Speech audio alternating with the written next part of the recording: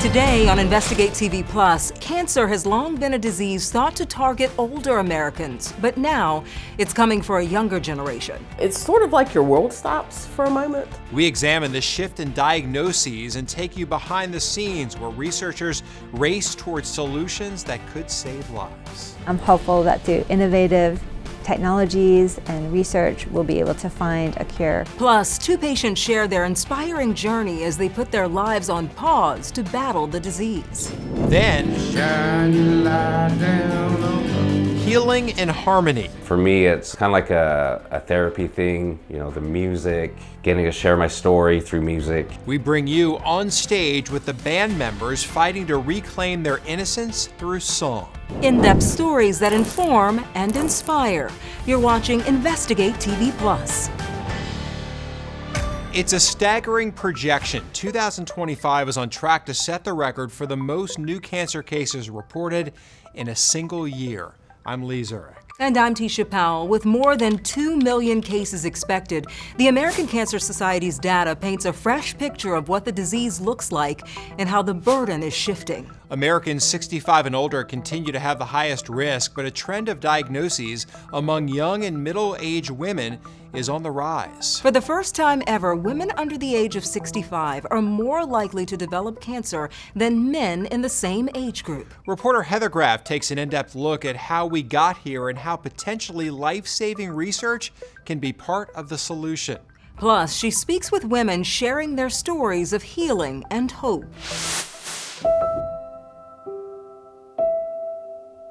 I just thought it was par for the course. When Lynn Bear first started to notice some abnormal bleeding, she assumed it was menopause kicking in. I did not even think about it being something other than that. The North Carolina native was 54 at the time. Cancer was not on my radar, not at all. Not on her radar, but it found her nonetheless. In August 2020, Lynn learned she had endometrial cancer, the most common type in the uterus. It's sort of like your world stops for a moment. According to the American Cancer Society, diagnoses have increased each year for the last 2 decades. The death rate is increasing too. Was your mindset, I'm too young to die? Absolutely. Absolutely. Lynn's cancer was aggressive, already stage 4, meaning it had spread to other parts of her body. But with 2 children and a teaching job she loved, she says death wasn't an option. I'm going to put on my battle armor and I'm going to fight. It's a battle a growing number of women under the age of 65 are enduring today. And not just with endometrial cancer. The number of new cases is rising for many common cancers women face, including breast, liver, and pancreatic cancers. American Cancer Society and others are really concerned about these trends. The organization's chief scientific officer, Dr. William Dayhut, says for young and middle-aged women alike, cancer can have a dramatic risk on their quality of life and family. Take those between the ages of 50 and 64. Women that age oftentimes are well into careers if they're working outside the home, may likely have children at home, taking care of a spouse. So cancer for that population particularly is really likely to impact, large numbers of people outside of the cancer patient herself. The cancer rates in that demographic have now surpassed men for the first time ever. And for women under 50, they're now almost twice as likely to develop cancer than their male counterparts, with thyroid cancer a major contributor to the increase. Just was a complete and total shock. Bryn Silverman understands that reality all too well. She was diagnosed with the disease in 2019 at just 30 years old. It also just kind of felt like a betrayal, like in a young body that something like that could happen. Women in the United States are nearly 3 times more likely than men to get thyroid cancer. And the majority of cases occur between the ages of 20 and 55. I just wanted to be a documentary filmmaker. I just wanted to get married to my partner and move through this world and have a quote-unquote normal for me life, Today, Bryn says she's grateful to be in remission, but lingering questions still weigh heavily on her mind. Why did this happen to me when I was 30? why me? I have no family history of thyroid disease or thyroid cancer.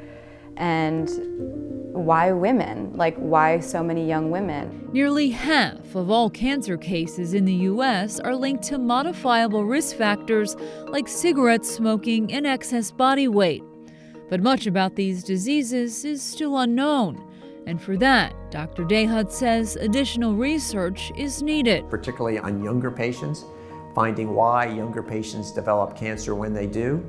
And then also I think will be clues if we look at older patients who live to their 80s and 90s who don't develop cancer.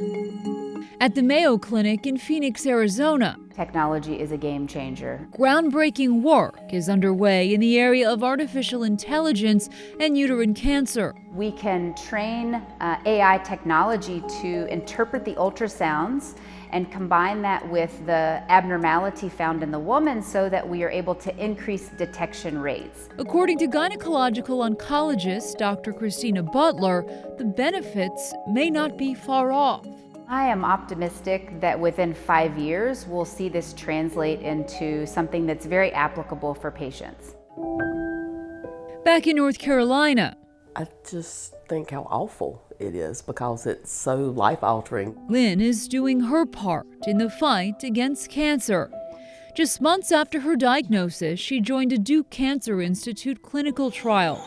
Its goal, to evaluate the use of an immunotherapy drug in combination with chemotherapy for treating endometrial cancer. What it showed is that you could control the cancer better if the patient received immunotherapy, and not only that, you can actually improve overall survival. Dr. Angeles Alvarez Secord is the director of gynecologic oncology clinical trials at Duke. She has been by Lynn's side since the beginning and continues to monitor her today. And every time we get a CT scan and it's negative, it just makes my day. For Lynn, those scans offer hope. She's now cancer-free, but admits recurrence is always a worry. You're just not quite sure if something's going to rear its head that you hadn't expected. Even so, it's not lost on her how lucky she is to be alive. What does it mean to you to be a survivor? Oh, it's everything. You know, the opportunity to keep doing things, to watch my family grow, to do things with my friends is everything. According to the American Cancer Society's latest data, breast cancer is the most common cancer women face in the U.S. For those under the age of 45 with young onset disease, experts say a diagnosis can be particularly devastating. I spoke with Dr. Ann Partridge, who leads the Young and Strong program at Dana-Farber Cancer Institute, to learn more. Not only are they more likely to get it these days, but when they get it, they're more likely to have more aggressive breast cancer. That requires more difficult adjustment, both physically because they're getting so much treatment, and emotionally because it's hard to get through that at a non-normative time in their lives. And that's not just bad for these women, but it's bad for their families and for society. The Breast Cancer Research Foundation reports women under 40 are nearly 40% more likely to die from the disease. Still ahead, working toward life-saving solutions. When you're trying to identify what's the best treatment for patients, you need to make sure that your whole group is representative. We explain how scientists say you can help find a cure. Plus, we dig into prevention strategies and reveal how you can assess your cancer risk.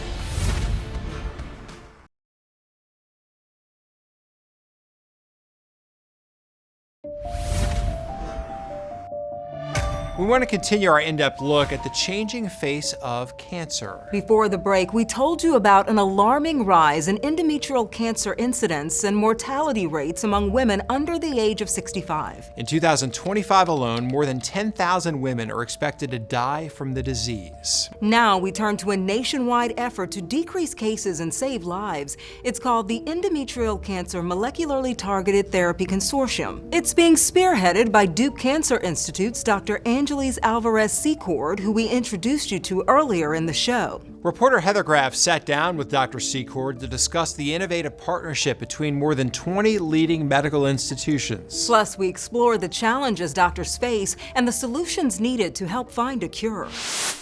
Well, one of the big issues that we have is when we're trying to identify why treatments work or don't work, is a lot of the clinical trials include predominantly white patients.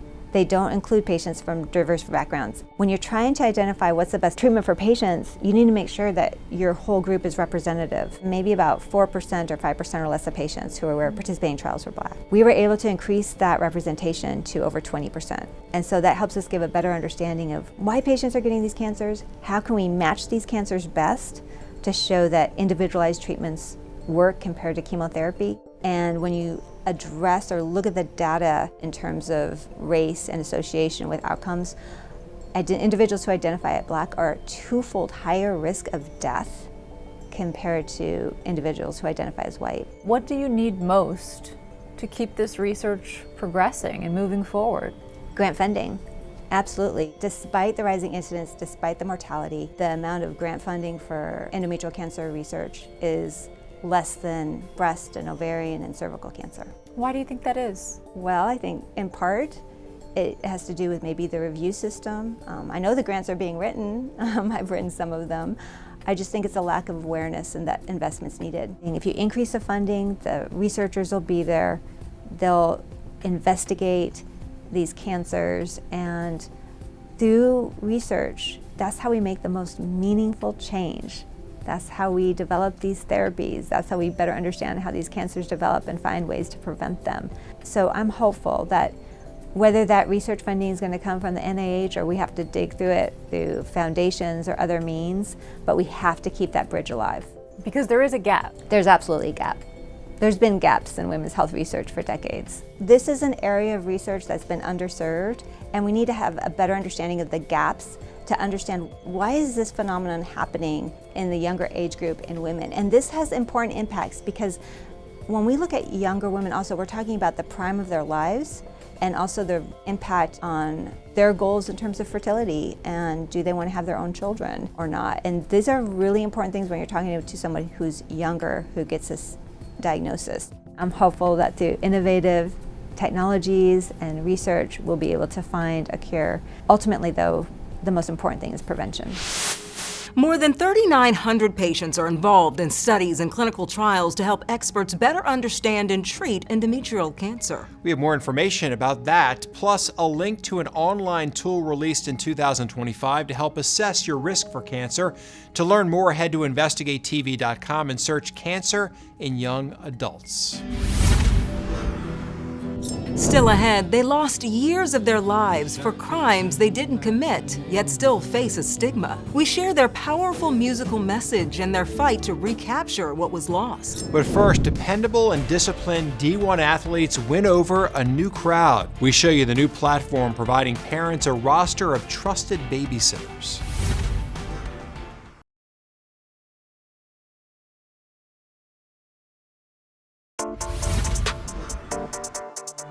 When you need a trusted babysitter for your kids, finding the right one is no game. But with a new app, some parents are foregoing traditional nannies and searching the sidelines for help. Reporter Michaela Castillo shows us how. I think we inspire them a lot more than maybe sometimes we may realize. Pass the ball, yeah, right here. For Zoe Burgess All right, our ball. and Kiera Ulrich Power, days like these mean more than just being a babysitter. So I've been babysitting since probably I was 10 or 11. I grew up with younger cousins, and it's just great to be able to be a role model for younger kids, and especially in your community. It's the first step in solving a puzzle. Kiera and Zoe are both athletes at ASU and U of A. And this year, they got involved in what's known as sports sitters.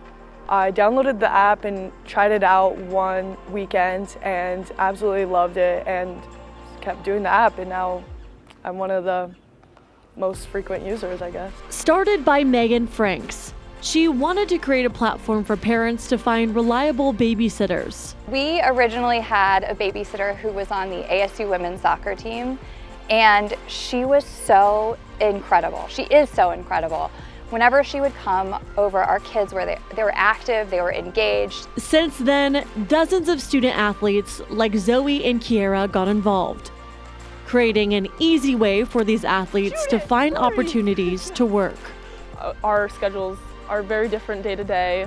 Sometimes week to week can change too, so being able to choose our own hours is perfect for what we need. Not only does the money earned help athletes get a little extra cash, it also goes towards supporting their athletic programs. So we're effectively changing or turning every parent user into a donor of women's athletics so that we can support their community the same way that they're supporting our children when they come into our homes.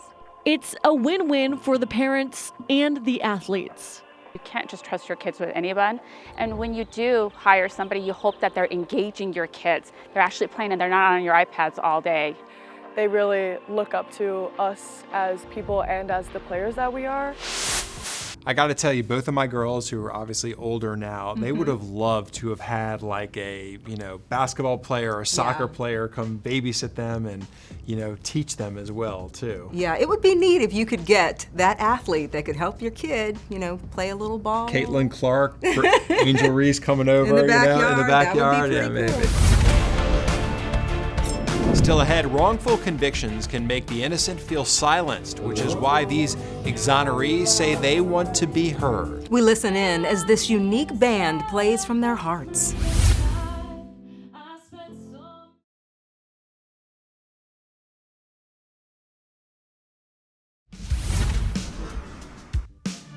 They were convicted of heinous crimes and forced behind bars despite the fact they were innocent. Now freed from prison, they don't shy away from their tumultuous past.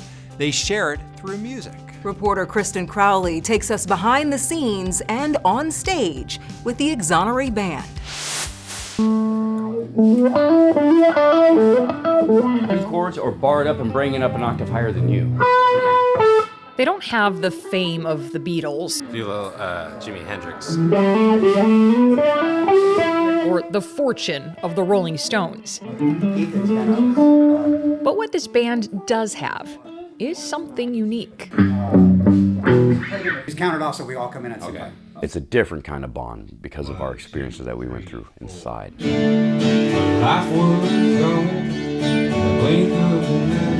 They are the Exoneree Band, a group of men who spent years of their life behind bars for crimes they didn't commit. Wish I could turn back the hands of time. They live in all different parts of the country and likely wouldn't have connected were it not for the Innocence Network and its annual conference that brings wrongly convicted people together.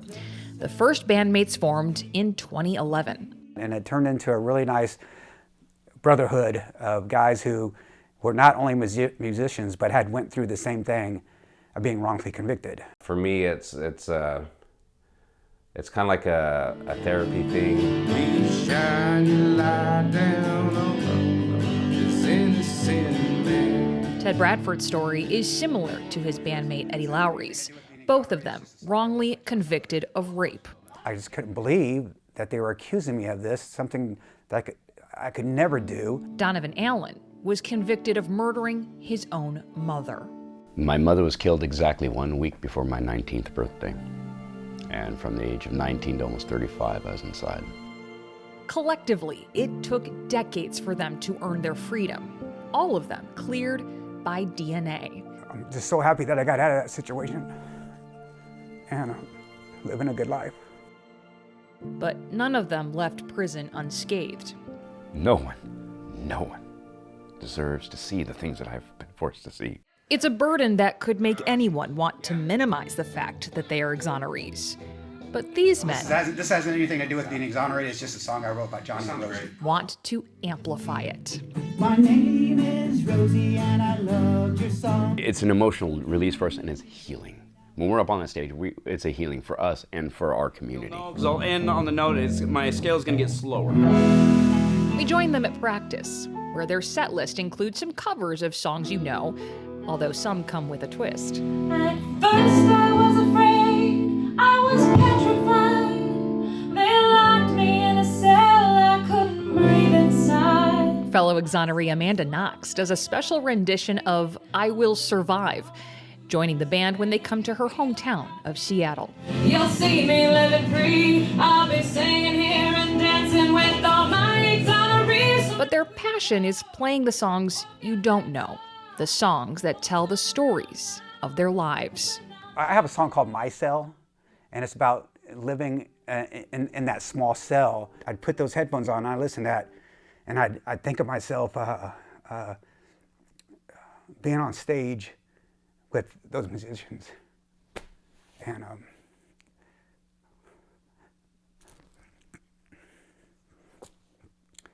And it's finally happening.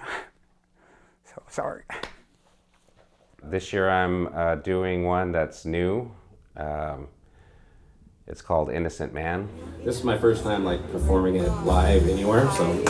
We were there as Ted debuted that song to a packed house of Innocence Network members. What are some of the lines in Innocent Man? The chorus goes, Lord, won't you shine your light on me, reveal the truth, and help them see. For you know the truth will set you free.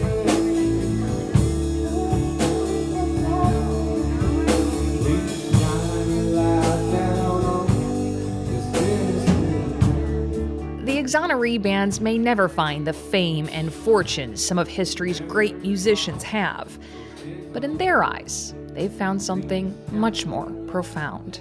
It feels great because these guys are like my brothers now. A band of brothers.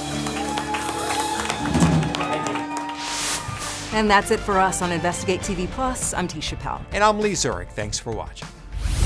On the next Investigate TV Plus, dangerous dams known as drowning machines are set to be cataloged across the country after dozens of deaths each year. He was my baby.